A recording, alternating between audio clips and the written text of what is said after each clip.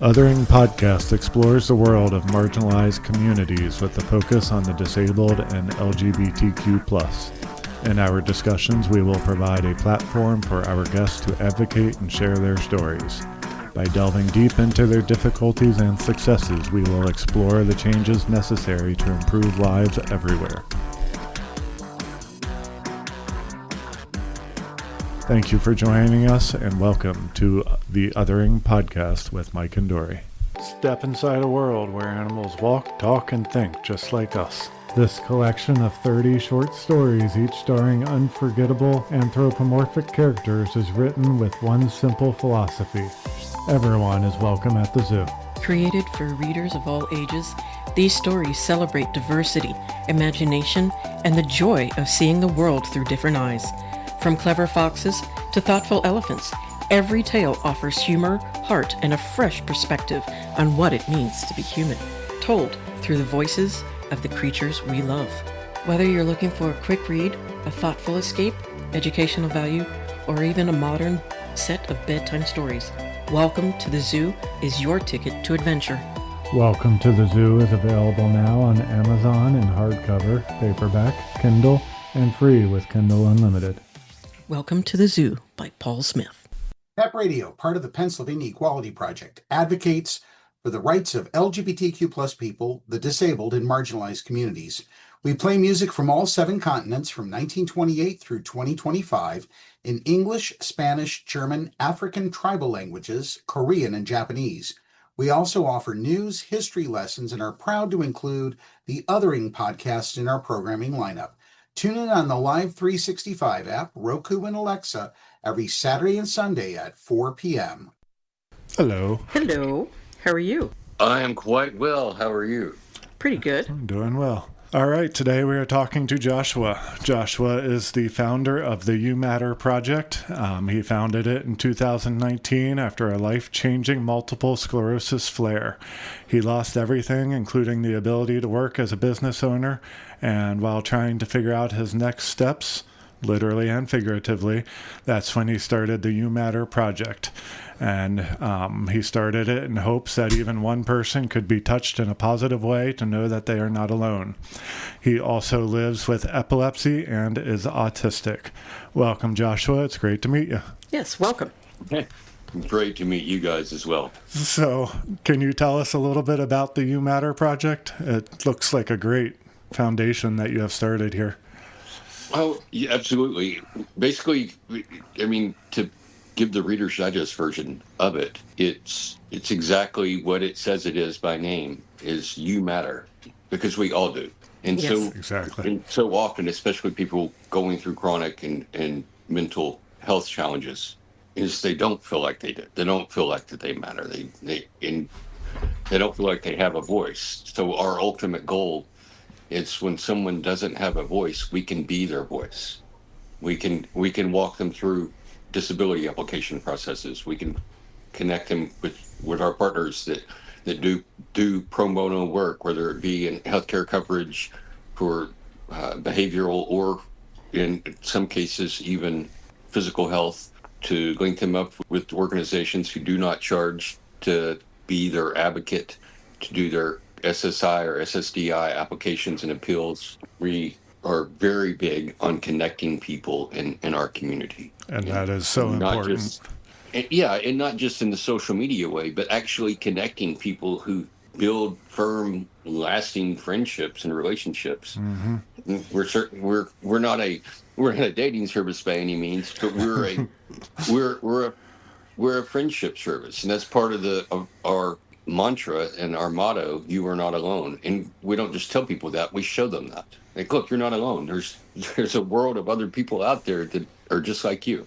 I agree, because mine isn't, as life-threatening as some other people's prognoses are, but when I was told, finally getting the answer of, what was ailing me and why was I always in pain and such, and it does feel isolating, and you feel totally alone, that well, Yes. it's just me, and now what?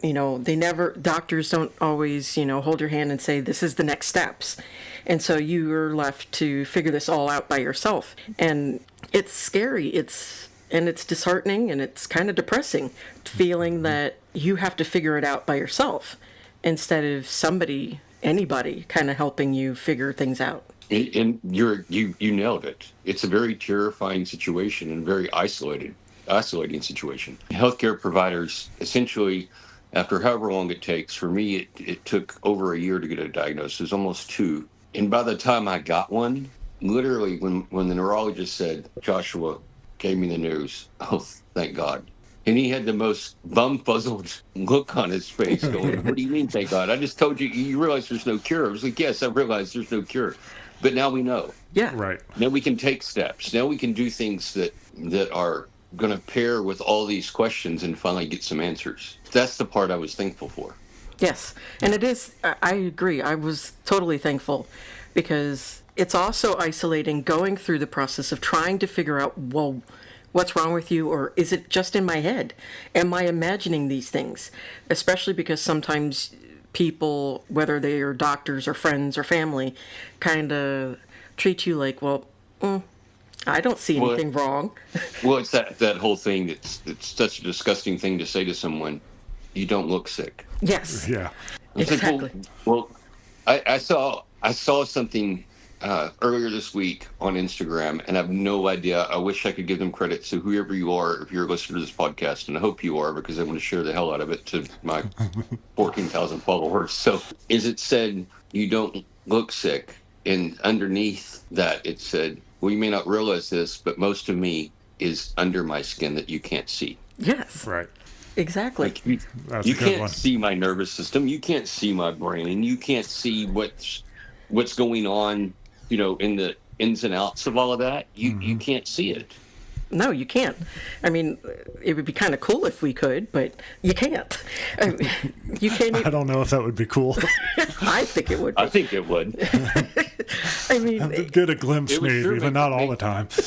It would sure make the diagnosis process Yeah. way more simple. It would Yes, it definitely would. have Like, Oh yeah, advantages. you have MS, or you have epilepsy, or you have endo, or you have whatever. It's like, it would make that whole process For sure. so much easier. And that's part of it too. Is although we've greatly advanced, and we're light years ahead of where we were even 20 years ago Yes. in modern medicine, as far as imaging and diagnosticians' knowledge and how they curate a diagnosis of something at some point. But still, that can only do so much. You just it's so much guesswork.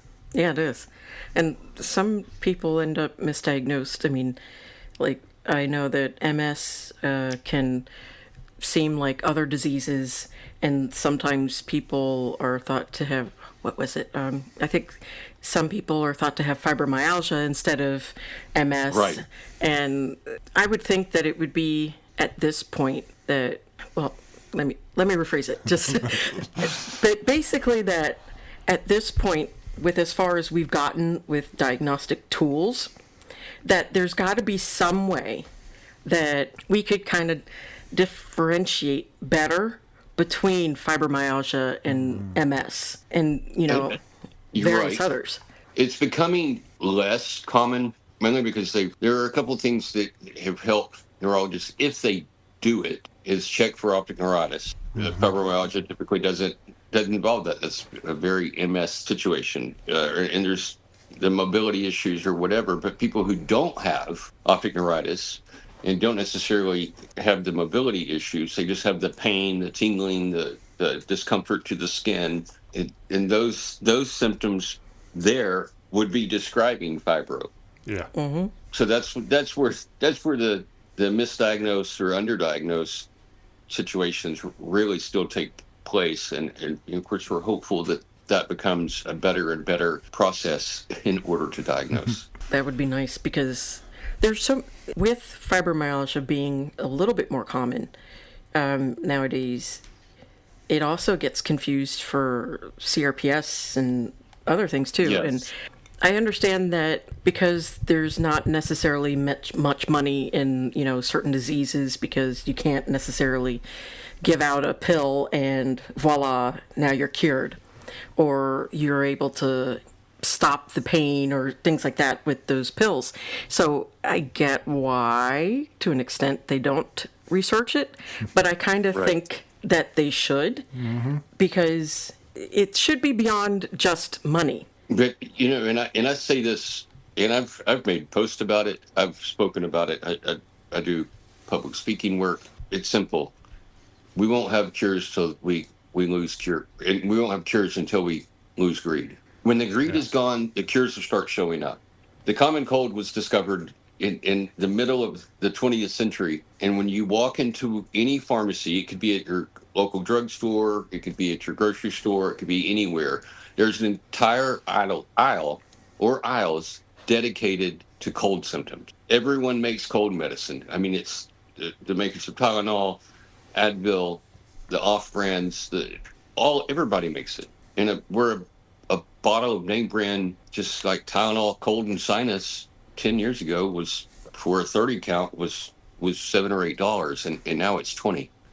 And they want to, and big pharma's thing is they like to say, well, it's the R&D, it's the research and development is why we charge so much. Well, that's bullshit. Then why was it half the price 10 years ago than it is now? You already paid for your R&D. Yeah. Grants paid for your R&D. NIH paid for your R&D. So you're charging double because you're justifying it by saying, well, it's for the research. The formula hasn't changed in 30 years on that medicine. No, it hasn't. No. They patented it. That's it. It's done. Patent it, package, shelve it, sell it. And that's with any medication through big pharma, albeit over the counter or prescription only. And okay, let's say for shits and giggles that some of it goes to research and development. It's not all of it going there, because CEOs would make millions upon millions of dollars a year. So why? Well, the CEO of Pfizer bonused $28 million last year. That's not his salary. Yeah, that's ridiculous. Yeah. That's his bonus. That's unnecessary. That could fund a lot of research into so many different things. Oh, little things like cures. Yeah. Yeah. And even if there's, I'm sure there are diseases and such out there that are virtually impossible to ever cure. Mm-hmm. But to make it better for the people, like, for instance, weed helps cancer patients. And Why I'm a can't huge they why can't they find ways to maybe take out certain things and make it more of a medicine, instead of having people having to, travel to Colorado in order to get that, so that their seizures or their cancer can actually be treated, because, you have to have a body to fight cancer. Yeah, and fortunately, there are several states, more so than not, that are allowing now medical THC. Yes. Texas being among them. Governor Abbott, the first thing he made available for medical use of THC was for MS patients specifically. And of course, now it's grown substantially from that. But his specific agenda was MS. Again, the data was there. He was ready to, like, well, let's do this. And that's actually And I think cool. more and more governing bodies have been seeing that, in a lot of the stigma behind THC. It was like, oh, they're just a stoner. Yes, that's still out there. I've dealt with it in my life, and I've received medical marijuana for several years. And there are people that are even in my closely in life. Oh, you just want to get stoned. Well, first of all, it doesn't get me stoned when I'm using medical. Yeah. Secondly, your ignorance is showing in your stigmatism. Yeah. The stigmas need to just go away, but the ignorance needs to be educated. And the only way to educate someone with an ignorant perspective is to educate first, to help them change their perspective, and they have to be willing to do that. Yes. Right. That goes with any type of education. They have to be willing Yes. to, take in that information. And sometimes they can be unwilling and still be able to catch it and learn, some. But I think the biggest issue is you have to be somewhat preferably totally, but you have to be somewhat open to learning about those different things and how illness affects so much of your life. And it helps to not be an asshole. That too. Yeah.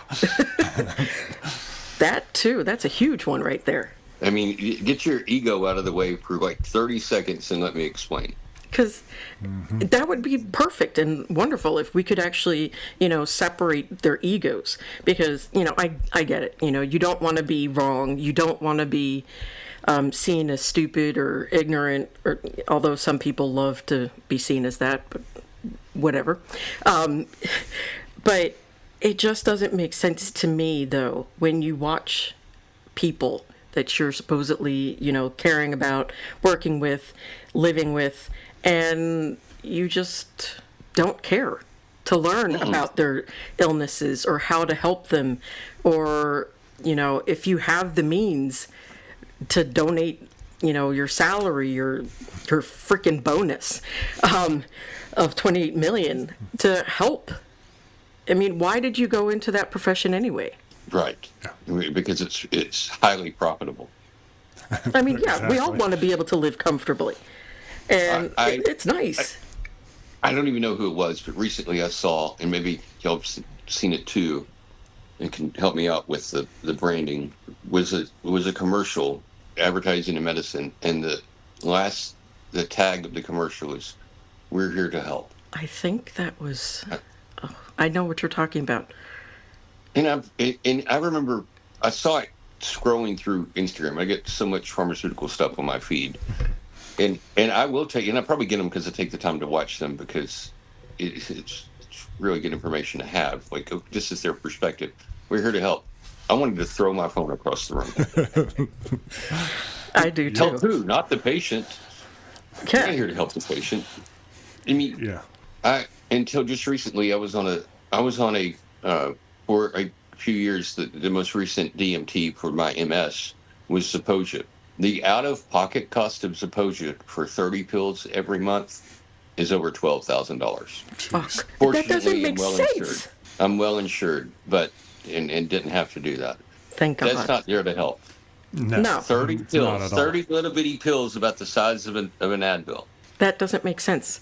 I mean, No, like, but it makes a lot of dollars. Oh, yeah, of course. And it angers me and it upsets me, because why do you need that much money? Why the fucking hell do you need that much money if you're not going to reinvest it into And finding a cure. Yeah, finding cures or finding ways to make life manageable for people if there is no such thing as a cure. Here's the deal though. If these pharmaceutical and research companies start finding cures, they're putting themselves out of business because they'll no longer have customers. If you have AstraZeneca, Pfizer, Merck, Bayer, Biogen, Biomed, all of them, if they start curing things, they're done. Although I'm sure there are plenty out there that's uncurable. Mm-hmm. So they'll have something, but they won't have the mega pockets they have now. Right. Yeah. I mean, to me, to give an analogy here, that would be like a cattle rancher trying to convince people to be vegan. Yeah. Yeah. I mean, sooner or later, people are going to quit buying his cattle, and he's going to belly up. Like, no more ranch. Like, oh wait, what did I do? I just told all these people to quit eating meat, and now I'm stuck with a bunch of cows I can't sell. and to me, that one makes a lot of sense. I grew up on a working ranch in East Texas, so to me, the two are the same to me. They are. Yeah. They are very similar, and it does make sense. And cows are cute, though. So, I mean, I can understand wanting a whole farm of cows. Yeah, cows are cute, but steaks are delicious. I agree. So are burgers. Any of the vegan or vegetarian listeners out there, I would like to say I'm not apologizing. Beef is good for you. It is. Sam Elliott told the whole world it's what's for dinner. Well, yeah. Mm-hmm. So, I'm like, oh, that's great. So, on a more personal note, when did you get the diagnosis of your MS? How old were you? Do you remember? I was diagnosed at 26 in 2008. 26. Okay. And symptoms started a couple years before that? They had. Okay. Specifically, I was diagnosed August 23rd of 2008. Oh. A date that just doesn't that tattoo is always going to be in my memory. I'm sure.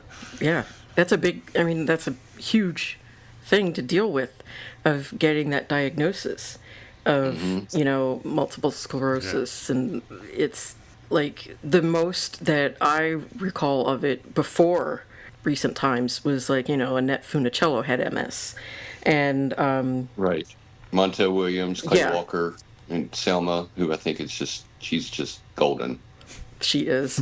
And all of these people have or had it, because some of them have passed, and just seeing them, watching them kind of go from these larger than life kind of personalities, and then seeing them kind of deteriorate is... And that's what it does. Yeah. And it's frightening, and it's just heartbreaking, because these people, especially for me because of the age I am, but I grew up watching them and, seeing them on TV or in movies and Right. things like that. And then watching them just kind of just become a shell. That's it. A shell of themselves is just heartbreaking to me.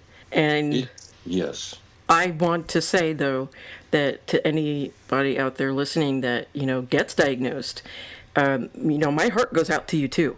And because it's not a fun disease at all. And you're not alone. No, definitely.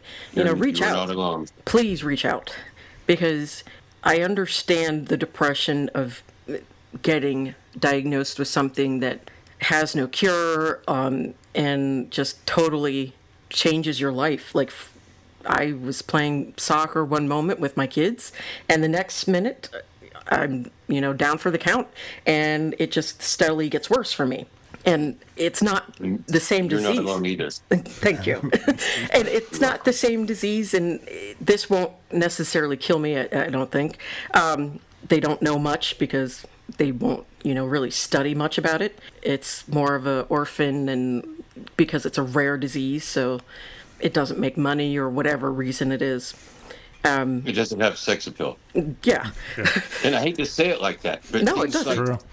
I mean, if you turn on your TV, you're going to see a Susan G. Komen commercial, and my heart bleeds for every woman on the planet that deals with breast cancer. But it's attention getting. That's what I mean by the sex appeal. It's Yeah. like, oh, this is something that has become easy for conversation, which is a good thing. But some things aren't. People are like, well, I don't know what that is, so I don't care. Right. Right. And it shouldn't be that way. Even if it's unpronounceable or you've never heard it, it doesn't matter.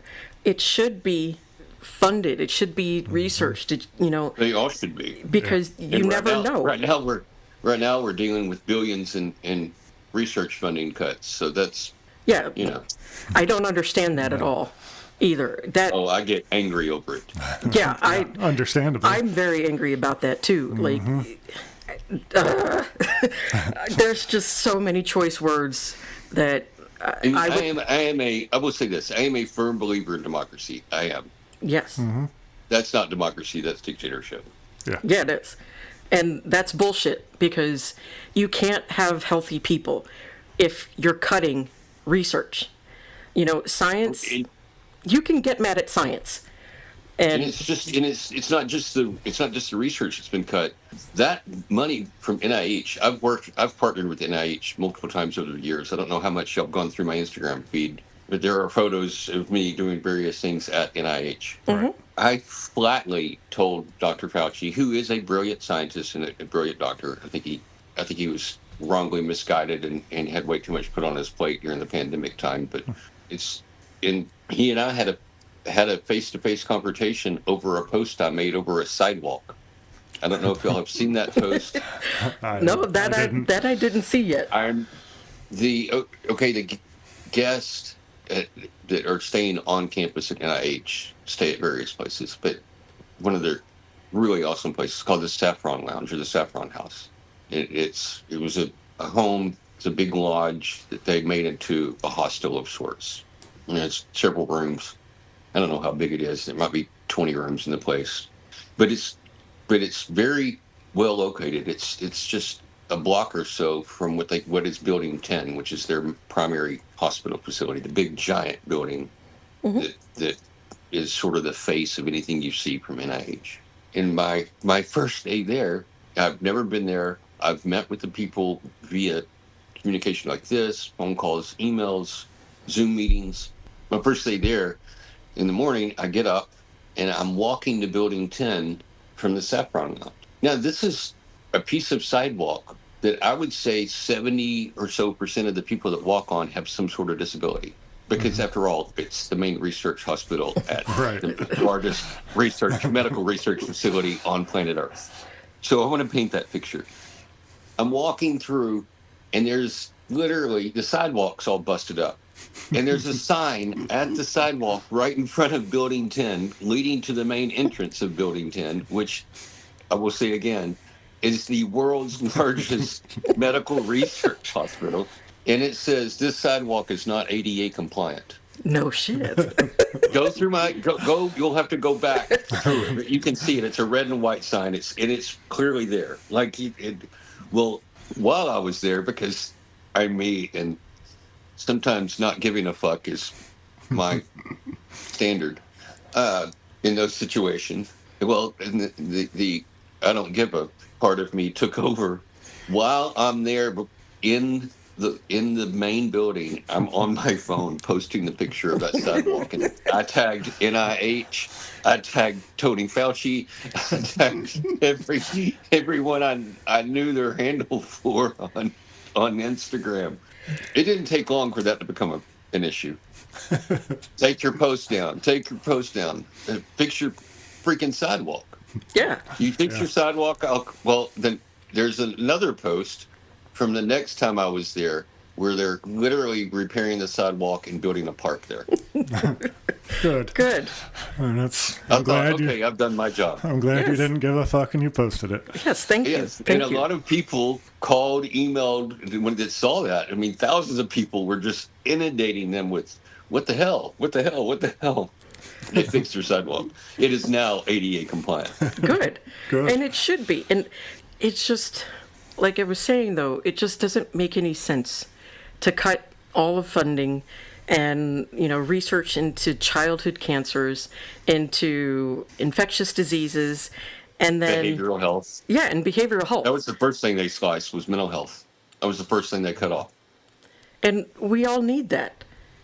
Because that's our lifeline to being able to handle a lot of the shit that we're getting, thrown at us right now, and with being disabled, because of the fact that you go to places and some of them, we're ADA compliant, and then you go and there's like a step to get in. Right. Or the door's not wide enough for a wheelchair. Right. Or the bathroom's upstairs with no elevator. Or downstairs in the basement behind, the Right. dumpster type of thing. And we should be researching better ways to make it easier, because it doesn't just benefit us that are disabled. It benefits mothers, it benefits fathers, it benefits just anybody. Everyone. Yeah. I mean, Even the able-bodied who doesn't realize it's benefiting them, it's still benefiting them. right. iPads were originally produced to help communication. We all use them now. The way that our cell phones was to aid people who were deaf and hard of hearing so that they could communicate as well.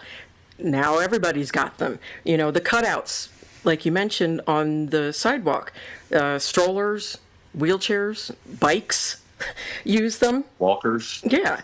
And everything gets benefit. Everybody gets a benefit, from using these tools and, aids that were originally meant and created for disabled people. So the fact that we're always thought of last is just, what the fuck? And the money through NIH, billions of that goes to various hospital systems around the country. Right. Not just them. It's able to fund things going on within hospitals to help fund their procedural equipment, their monitoring equipment, their imaging equipment, their research projects with patients that are being local. Someone who lives in a town or a city that has certain research is going on, they can actually get that research in their local hospital. That's where those fundages come from. Right. And now that's just, they have they have dammed the Atlantic Ocean. Mm-hmm. And everybody in the Southern Hemisphere is like, where's our water? Right. And that's essentially what's happened. And that's what makes me so angry about it, is not just for disabled people, just in general. If you're worried about, making people healthier, you have to have clean water, clean air. Yes. And, those are two fundamental things, is clean water and clean air. If you want to make things less, what's the word, ICU level, you have to invest in those things. Get rid of the lead, get rid, in our water. Don't remove fluoride. That doesn't make sense. That helps, Right. That having fluoride in our water has made it so much better for people because they're not losing their teeth left and right anymore. And they're also not drinking bacteria. Right. And, I don't want to go back to cholera because we have contaminated water. And No, that would not be a fun time. no, No. nobody wrote, "Ooh, cholera was the best time on earth." Nobody ever said that. No, I don't think so. If they did, they definitely need behavioral health services. Well, they cut that, so where do we go? But we're stuck. We're at an impasse here. And it's maddening and it's angering that we think so short-sightedly, that it's, greed has closed off thinking in the future at how much more money they could actually save if they invested in, keeping our environment clean. That reduces asthma incidences, which then reduces the need for inhalers. That's money saved right there. For insurances, for, and research into those things, whether it's snail slime or, boogers of a whale. If they have boogers, I don't know if they do. But, That was random. well, it's because a lot of those random things are how we end up with new procedures and new drugs in order to help things. I was just reading, crap, what was it? Like, it was something to do with slugs, I think, and the slime that they leave. And by studying that, they were able to come up with how to, I think it was to help cystic fibrosis patients, because it always seems kind of random. But for some reason, those lovely little oddball research things can help us. There is a lot of healing within nature. Yes, Yeah. there is. And I mean, like THC. exactly. I mean, we didn't get aspirin from, plucking it out of the sky. We discovered that because indigenous peoples were chewing the bark of, I want to say, willow tree. It was either willow or ash. Please correct me if I'm wrong. And that's where we got aspirin from. Mm-hmm. So Yeah, it's nature's gift to every hangover. exactly. And if you're too young to have a hangover, you'll get there. I'm 43.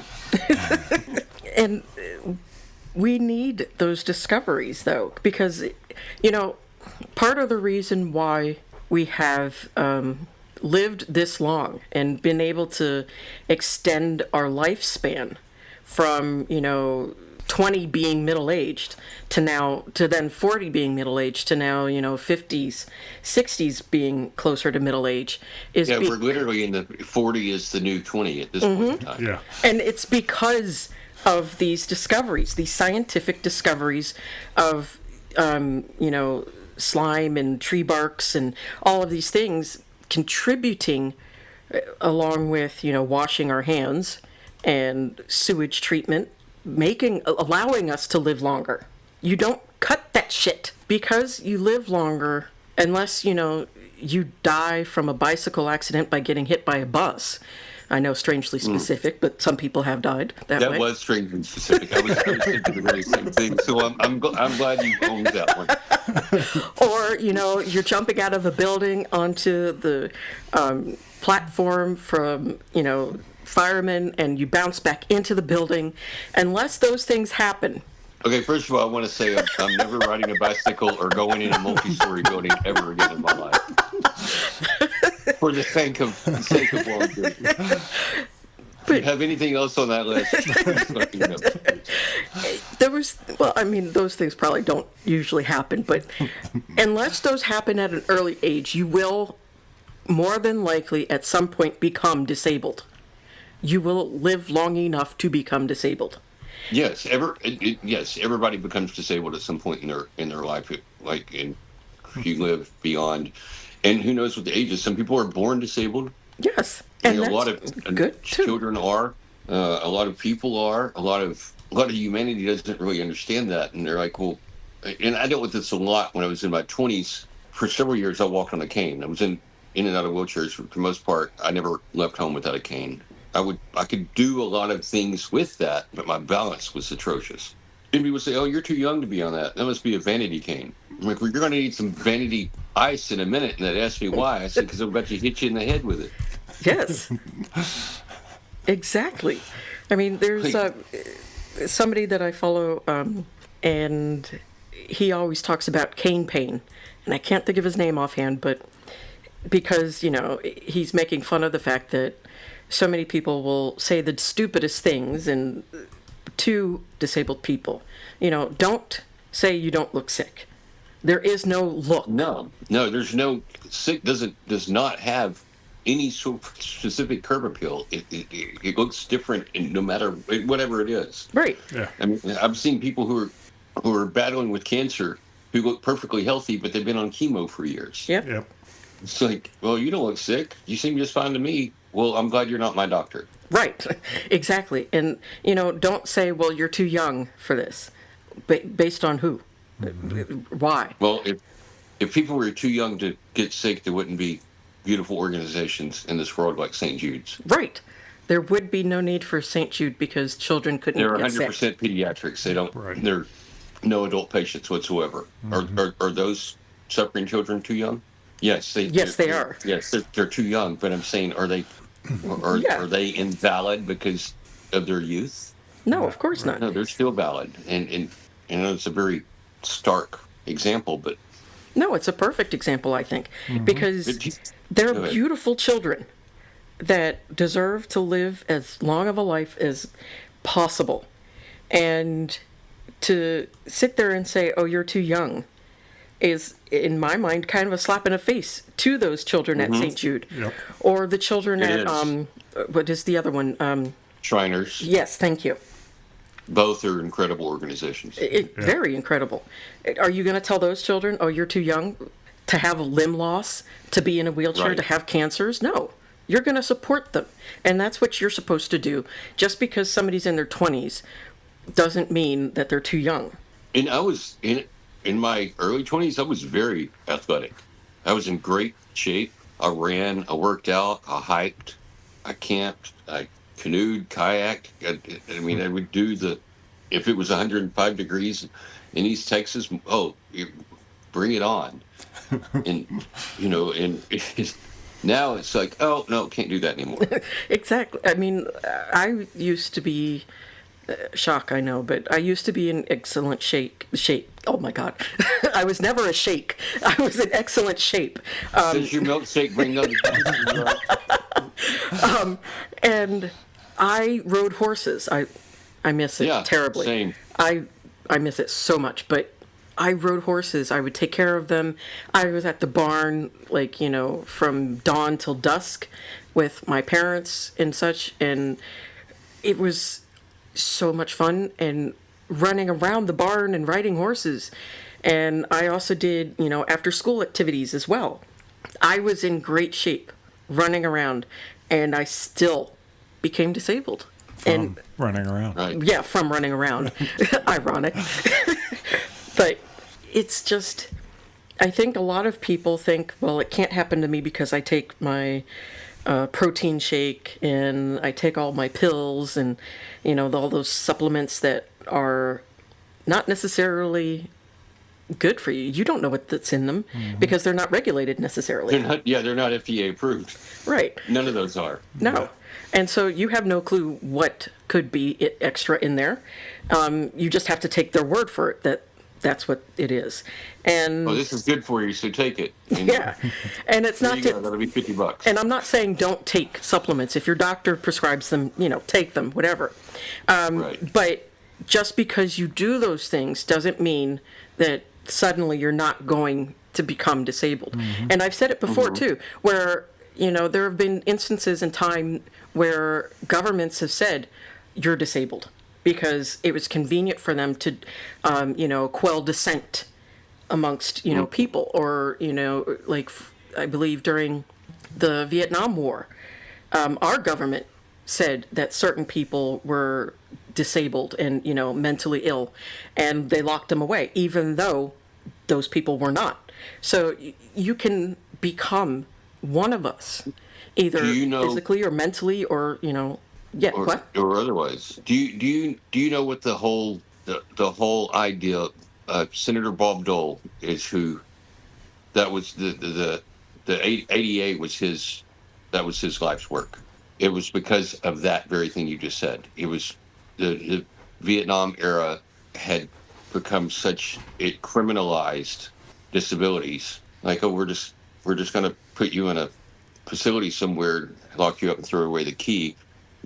A big premise of ADA was the Vietnam vets that were being treated that way. And he started recognizing more and more there are a lot of people being treated that way. And that's where the ADA was born from. Yeah. And it was Senator Bob Dole. And I thank him for that, because yes, everybody should. You don't treat people, regardless of what religion you follow, or even if you don't follow a religion, you just don't treat people like that. No, it's about, first of all, when you break us down, we all have a lot more in common than we have different. Yes. I mean, we have little differences like long hair, short hair, or bald, but we all have skin, we all have hearts, we all have legs and arms. There are exceptions, but you know what I mean. We all have several commonalities that are who we are as human beings. I mean, when one dog to another doesn't care if another dog is a different kind of dog, they're like, hey, we can still be friends. Right. A German Shepherd doesn't care if it's hanging out with a yellow lab. If they get along, they get along. They can still be friends. They know they're both dogs. Let's do this. And I think that we can learn so much from animals in that regard. Yeah. Yes. A Palomino horse is perfectly okay being in the same paddock or pasture with a black Arabian, or a paint, or a strawberry roan. I mean, they don't see their differences. They just see that they're the same.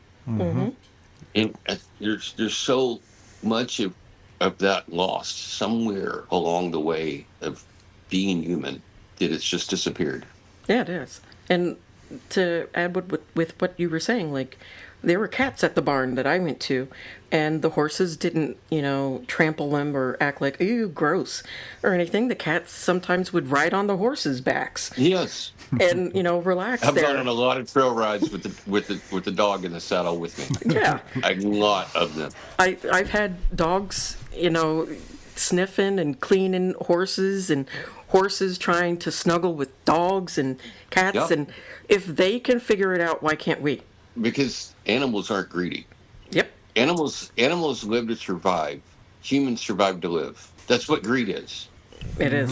It's the overabundant element of that's the fundamental properties of greed. Well, I know I have enough, but I want more. And animals don't do that. No. I eat what I need to eat, and then I'm going to leave it here, and the next guy can come around and they can eat too. People don't do that. It's like the food waste situation in this country. I've traveled abroad. I've traveled all over the U.S.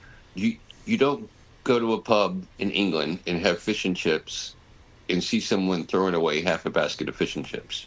You can go to any restaurant in this country, any time of day or evening, breakfast, lunch, dinner, any time in between. And before a busser gets there with customers leaving, there's enough food to feed 2 or 3 people still sitting on the table. Yeah. Yep. Well, I bought all this because I can. Well, I know we didn't need it all, but I bought it anyway because I can, because I deserve it. I'm entitled to it. I'm entitled to more.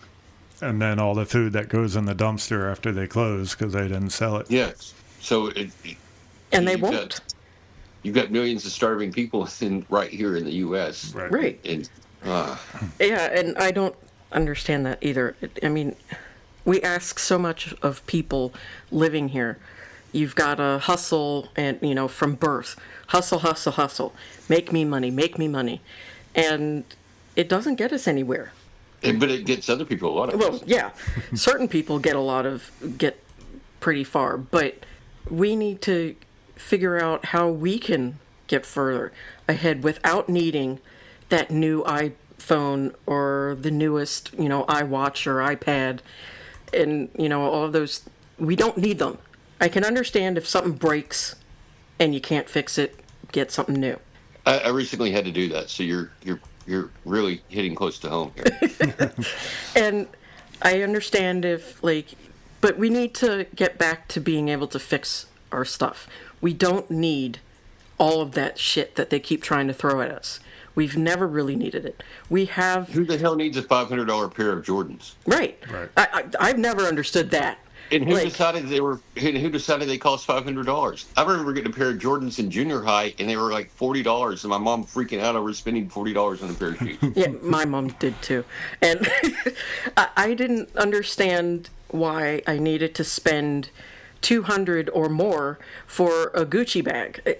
It wasn't, to me, any better than, my non-name brand bag. It worked the same. It held the wallet or whatever. It still has handles. It still carries all your shit. And, right. Yep. And you like it. Exactly. I didn't understand that need. And partially was, I grew up kind of on the poorer side. And so I also was taught you don't need that. But I also didn't see the point. We don't need it. Waste not, want not. Exactly. And we need to kind of get back to that thought process. Not of, they're starving people and, insert a country there, and so then you got to finish your plate. But don't necessarily throw it away. Maybe create it into something else or save it for later. Create leftovers. I always enjoyed I'm all leftovers. for leftovers. I loved leftovers. My mom made, the best stuff, and then, the next day, it was fun coming back. Ooh, yeah, yum, more. I'll put a roast in the crock pot and eat on that thing until it's gone. Exactly. Do things like that. Or, portion it out, freeze half of it, eat the part.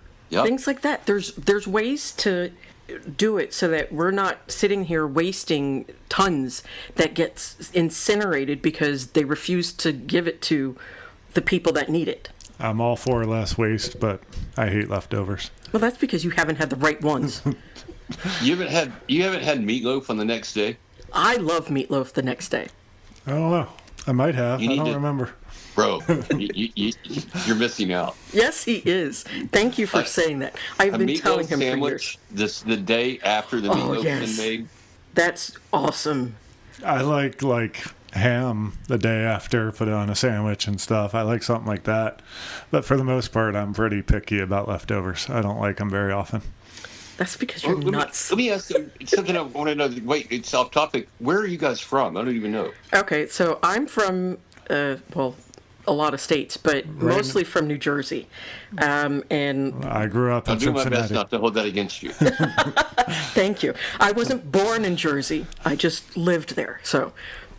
I grew up in Cincinnati, Ohio, and we both live in Pennsylvania now. Yes.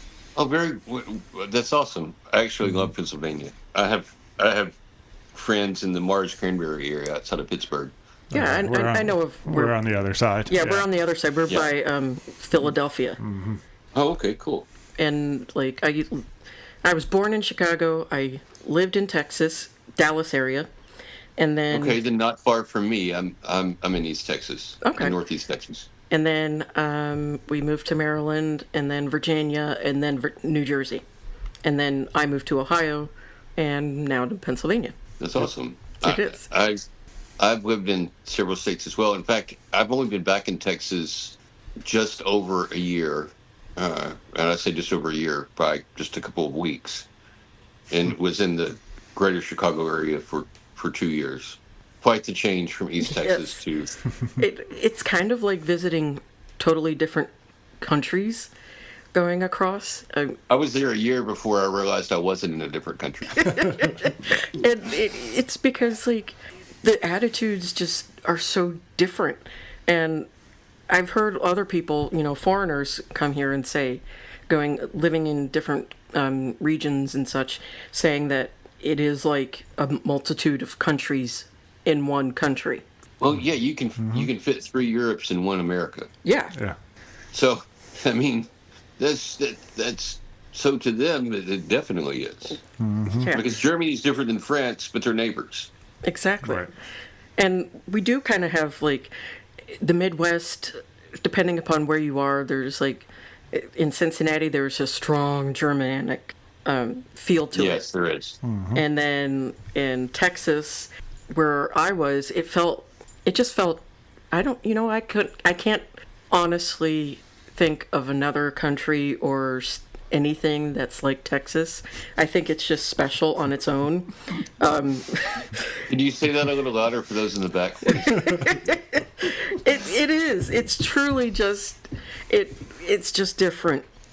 There's several countries, or so much culture here, and people don't realize that. Yes. And no matter where you are in the state, I mean, like if you go to somewhere like Fredericksburg, it's established by German settlers. It's one of the biggest. It's just out of Austin. It's one of the biggest like cultural epicenters in the country because it's so unique. Because you have this German culture, literally deep in the heart of Texas. Yep. And then you go somewhere else and it's natives, and you go somewhere else it's a lot of Latin culture. You go somewhere else it's farm and ranch culture. There's big city culture. There's enterprise. There's wildlife. There's nature. It's more than. I think Texas is a bad rap on the political map for things. It's like no, like look, really, we're not assholes. We're mostly. I think There's always a few. I think it's the fact that there's that small handful of piece of shitheads that are extra loud. How do you spell that? Is that one word? Yes, piece of shithead is one word. And they're louder than those of us who actually have, who aren't shits. I mean, Yeah, being the loudest person in the conversation doesn't make you the most accurate person. oh God, no. It just means you're the loudest. Usually the ones that aren't shits aren't the loud ones because that's kind of shitty. Because one is arrogance and one is humility. Right. You learn more when you listen and observe than when you're just spouting shit. And, some people are great at spouting shit. And You are not wrong. There's one very big person I can think of that's really good at that. yeah, he's very big. And not in the good way. No. But it's just... Go Makes ahead. me think of a bag of Cheetos all of a sudden. Oh, yes. Yeah. A bag of crispy Cheetos with that, extra orange tan on top. A bag of Cheetos with a side of golf clubs. Stolen, probably. But we're not naming names. Oh, no. And if this reminds you of anybody, I didn't tell you who it was, so, it doesn't mean that it's like anybody. It's We're probably talking a about Chester cartoon. Cheeto playing at a golf course in Scotland and calling it a business trip. Oh, yeah. While everybody was protesting, saying, get the fuck out of here. But, that's neither here nor there. Mm-hmm. But it just... I'm sorry, go ahead. The Scots are very welcoming people. They are. They are. I mean, in most of the people throughout that entire part of the world are. So for that to be Like you've got some of the nicest people on the planet who may be a little rough and gruff. They may use the word fuck a lot, and you may not be able to understand half they're saying, and that's okay. I love Scotland. I love all of the UK actually, and to have an entire demographic of people be like, well, we love everybody else. Well, get the fuck out. Yes. And that's what kind of makes you think, what the hell were some people here thinking? That if predominantly whole countries are saying, ew, gross, get the fuck away from us, you are not at all welcome here. But everybody else is. That, you can't put two and two together, because it does equal 4, not 12. At this point, I'm not sure what it equals. True. Yeah. Right now, is it equal or sweet and low? Who the hell knows? Oh, I thought it was aspartame. So we need to start wrapping it up, but I want to ask a question, and everyone Sure, says go I ahead. should never ask this question, and it's against disability people's rules. But Should I be mentioned scared? it. You mentioned it in the intro, so I feel like I'm allowed to ask it. Oh, God. You said that. Wait, before you ask, I want to put a disclaimer. This is all him. Do not hate me. If you don't want to answer it, that's fine. I mean, we're already past our times. I can cut it out. Oh. But, so you had mentioned that you started the You Matter project because of a MS flare that caused you pretty much not be able to walk. Can you talk about that flare? I can. Ironically, I was playing golf. I'm not as active anymore, but involved in an organization that's fantastic called AMBUCS. If y'all don't know what it is, please look it up. It's an organization that helps primarily disabled children get mobility and with any age be able to do things like get a entirely paid for and built by AMBUCS members, things like walking wheelchair ramps and Oh, going wow. up to your home or things that are very ADA related. It's an absolutely beautiful organization. But I was in Longview, Texas, where my business was, where I lived, where it's my hometown. I was born there, and we had experienced the hottest day on record for the month of May ever, and that was the day of our biggest fundraiser of the year, which is a golf tournament, and it was triple-digit heat. I played 18 holes of golf. It was very humid, as East Texas very much is. It was probably 85 to 90% humidity that day, sunny skies, over 100 degrees actual temperature, and I spent about 10 to 12 hours in that heat Oh. and was not hydrating properly. On top of that, I will say that. I was hydrating, but drinking diuretics is not hydrating. Had a fantastic day that evening, went home. A day or so later, I vaguely remember being in the critical care unit I'm glad that somebody was and able to stayed help there you. and stayed in the hospital for the next 30 days. And the day I went in, played a great round of golf. The day I came home, I was in a wheelchair. Everything changed. Yeah. Yeah. And- Everything changed. I can walk at the moment, but I've been in and out of wheelchairs for the last 18 years. And that's a huge thing to go through. Mm-hmm. And It- I'm glad It is. that, you were able to get the help that you needed for it. Because I've, had family members that had ended up with heat stroke and just gone.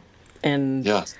It So flared it's- my MS to the point where it significantly changed the course of my life.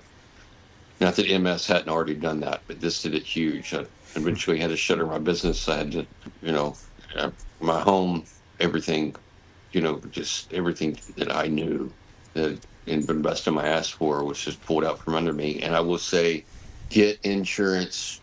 Come to the You Matter Project if you don't know how to get on Medicaid, Medicare, or get disability benefits. We will help you. Or if it's not us, find somebody. I didn't have anything. I had no insurance. Oh, damn. It was devastating. Yeah. And I don't want this to come off wrong, but I'm sorry that happened, but I'm not sorry because it brought you to us so that we could talk to you and meet you. Absolutely. And you could start the You Matter project, and you can make a difference for someone else. Yeah, I went from being a contractor to in owning a nursery and landscape business and building and remodeling homes to now I'm doing what I think I was absolutely made to do. Mm-hmm. Mm-hmm. And again, I didn't love doing that, but this is where my heart is. I hate the fact that we all have to meet based on debilitating illnesses and diseases and syndromes, but at the same time, I'm glad it happened because I get to meet so many awesome people. And I see that often, and including you two. Thank you. So Thank you. And I'm glad that I got to meet you. And I wish that there was a better way that we could have all met. But if this has to be it, then we got a purpose. Yeah. Circumstances don't define reward. Right. Right. And that's actually, I want to quote you on that because that's a really good one.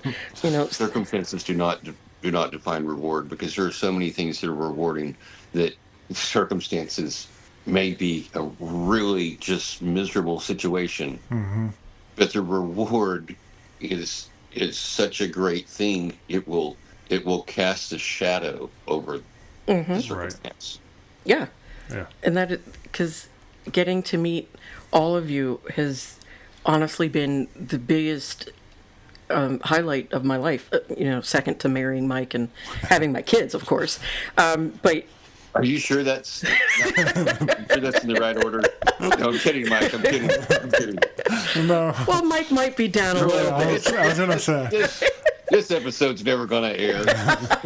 Kids are up there. I'm still in limbo. Yes.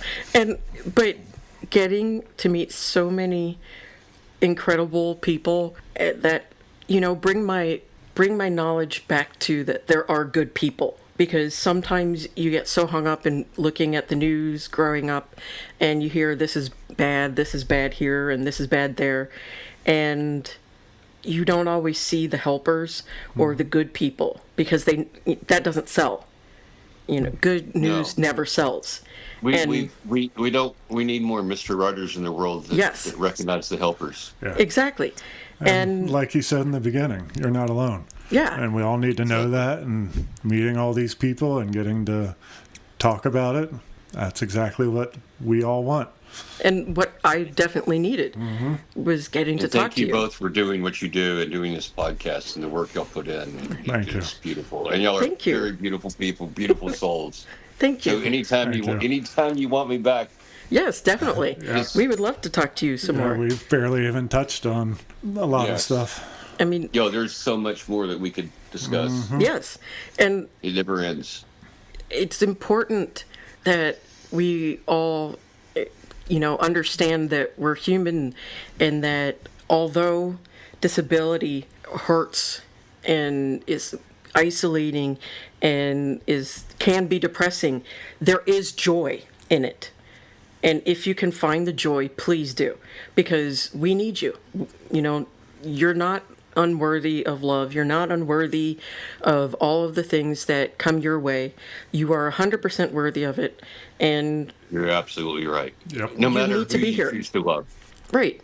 No matter who you choose to love. There's love is, I'm a very much a heterosexual male, and I'm like, well, if a man wants to marry a man and a woman wants to marry a woman, let them. Yes. They still love each other. I'm not here to decide who loves who. Exactly. And that's a whole other episode. Yes. Or three. Yes. But definitely, if you love somebody. We're going to discuss culture on episode 2. Yes. Or part 2. But definitely, if you love somebody, as long as they are of age and consenting, then please be with them. Part of age and consenting, those are important keys. And, not the other age of consent that they're trying to push. 18 and up. Yes. We're out of time. Yes, we are. All right. And thank you so much. Yes, thank you for joining us. Run. Yeah, thank you so much. I know it was short notice for you because it was a filler. So because y'all had a spot available. Yeah. I appreciate it. We greatly appreciate that. And You're welcome. we would love Glad to do talk it. to you again. And it's been a blast, and I'm sorry that it went so fast. And I did not mean to rhyme. Yeah, that's the worst part. Yes. Yep. All right. All right. All right. Well, you two have a fantastic rest of your evening. You too. Bye-bye. Bye. Bye-bye. If you've made it this far, thank you so much for listening. Please leave a rating for us wherever you listen. Follow us on Instagram and TikTok. Othering Podcast is brought to you by Loudcore Productions in conjunction with your support. Your host, Mike and Dory Morris, graphics by Joshua Morris, and join us next week on the Othering Podcast.